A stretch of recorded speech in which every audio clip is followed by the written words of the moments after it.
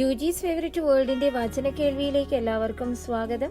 പ്രതിദിന വിശുദ്ധ വേദപുസ്തക വായന 970 ദിവസം. മർക്കോസ് എഴുതിയ സുവിശേഷം 15-ാം അധ്യായം. ഉടനെ അധികാലത്ത് തന്നെ മഹാപുരോഹിതന്മാരും മൂപ്പന്മാരും ശാസ്ത്രിമാരുമായി ന്യായാധിപ സംഘമൊക്കെയും കൂടി ആലോചിച്ചു. യേശുവിനെ കെട്ടിക്കൊണ്ടുപോയി പീലാത്തോസിനെ ഏൽപ്പിച്ചു.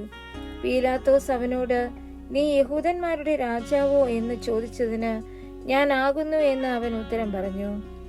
മഹാപുരോഹിതന്മാർ അവനെ ഏറിയൊന്ന് കുറ്റം ചുമത്തി. പീലാത്തോസ് പിന്നെയും അവനോട് ചോദിച്ചു, നീ ഒരു ഉത്തരവും പറയുന്നില്ലയോ?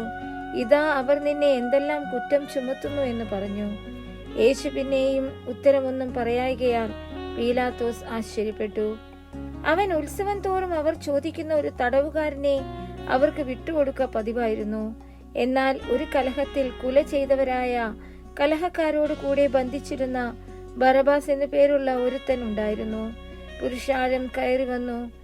അവൻ പതിവ് പോലെ ചെയ്യണമെന്ന് അപേക്ഷിച്ചു തുടങ്ങി.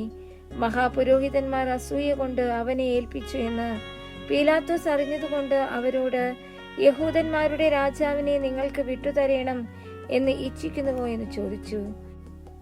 എന്നാൽ അവൻ ബറബാസിനെ വിട്ടുകൊടുക്കേണ്ടതെന്ന് ചോദിപ്പാൻ മഹാപുരോഹിതന്മാർ പുരുഷാരത്തെ ഉത്സാഹിപ്പിച്ചു കൊണ്ടിരുന്നു. പീലാത്തോസ് പിന്നെയും അവരോട്, എന്നാൽ യഹൂദന്മാരുടെ രാജാവ് എന്ന് നിങ്ങൾ പറയുന്നവനെ ഞാൻ എന്തു ചെയ്യണമെന്ന് ചോദിച്ചു. അവനെ ക്രൂശിക്ക എന്ന് അവർ വീണ്ടും നിലവിളിച്ചു. പീലാത്തോസ് അവരോട്, അവൻ എന്ത് ദോഷം ചെയ്തു എന്ന് പറഞ്ഞാറേ, അവനെ ക്രൂശിക്ക എന്ന് അവർ അധികമായി നിലവിളിച്ചു. പീലാത്തോസ് പുരുഷാരത്തിന് തൃപ്തി വരുത്തുവാൻ ഇച്ഛിച്ചു. ബറബാസിനെ അവർക്ക് വിട്ടുകൊടുത്തു. യേശുവിനെ ചമ്മട്ടി കൊണ്ട് അടിപ്പിച്ചു ക്രൂശിപ്പാൻ ഏൽപ്പിച്ചു. പടയാളികൾ അവനെ ആസ്ഥാനമായ മണ്ഡപത്തിനകത്ത് കൊണ്ടുപോയി പട്ടാളത്തെ എല്ലാം വിളിച്ചുകൂട്ടി. അവനെ രക്താംബരം ധരിപ്പിച്ചു. മുള്ളുകൊണ്ടൊരു കിരീടം എഴിഞ്ഞ് അവനെ ചൂടിച്ചു. യഹൂദന്മാരുടെ രാജാവേ, ജയ ജയ എന്ന് പറഞ്ഞു വന്ദിച്ചു. കോൽ കൊണ്ട് അവന്റെ തലയിൽ അടിച്ചു. അവനെ തുപ്പി മുട്ടുകുത്തി അവനെ നമസ്കരിച്ചു.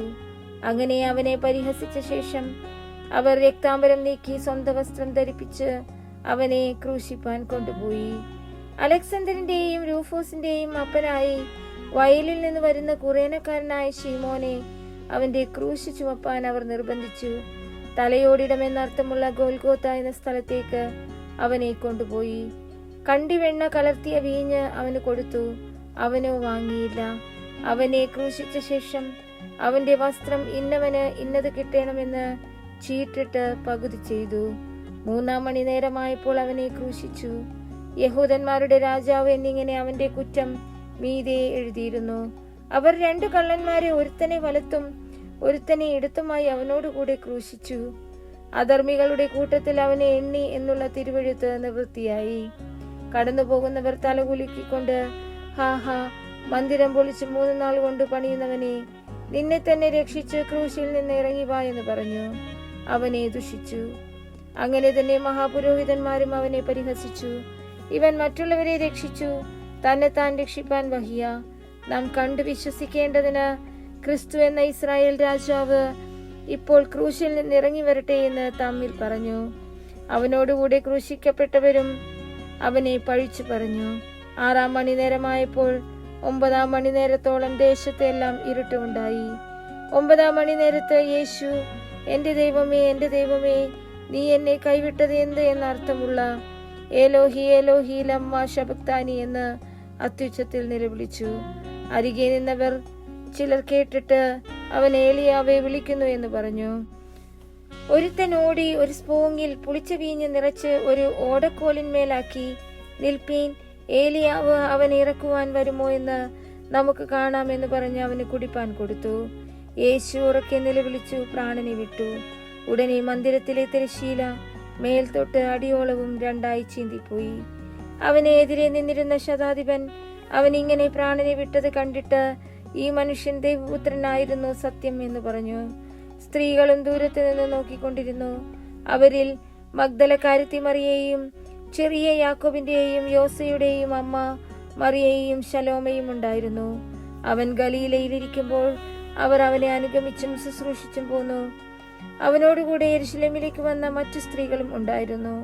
വൈകുന്നേരമായപ്പോൾ ശബ്ബത്തിന്റെ തലേനാളായ ഒരുക്കനാൾ ആകൊണ്ട് ശ്രേഷ്ഠമന്ത്രിയും ദൈവരാജ്യത്തെ കാത്തിരുന്നവനുമായ അരിമത്യയിലെ യോസെഫ് വന്ന് ധൈര്യത്തോടെ പീലാത്തോസിന്റെ അടുക്കൽ ചെന്ന് യേശുവിന്റെ ശരീരം ചോദിച്ചു. അവൻ മരിച്ചു കഴിഞ്ഞുപോയെന്ന് പീലാത്തോസ് ആശ്ചര്യപ്പെട്ടു. ശതാധിപനെ വിളിച്ചു. അവൻ മരിച്ചിട്ട് ഒട്ടുനേരമായോ എന്ന് ശതാധിപനോട് വസ്തുത ചോദിച്ചറിഞ്ഞിട്ട് ഉടൽ യോസെഫിന് നൽകി. അവൻ ഒരു ശീല വാങ്ങി അവനെ ഇറക്കി ശീലയിൽ ചുറ്റിപ്പൊതിഞ്ഞു പാറയിൽ വെട്ടിയിട്ടുള്ള കല്ലറയിൽ വെച്ചു. കല്ലറവാതിൽക്കൽ ഒരു കല്ല് ഉരുട്ടി വെച്ചു. അവനെ വെച്ച ഇടം മഗ്ദലക്കാരത്തി മറിയെയും യോസയുടെ അമ്മ മറിയെയും നോക്കിക്കണ്ടു.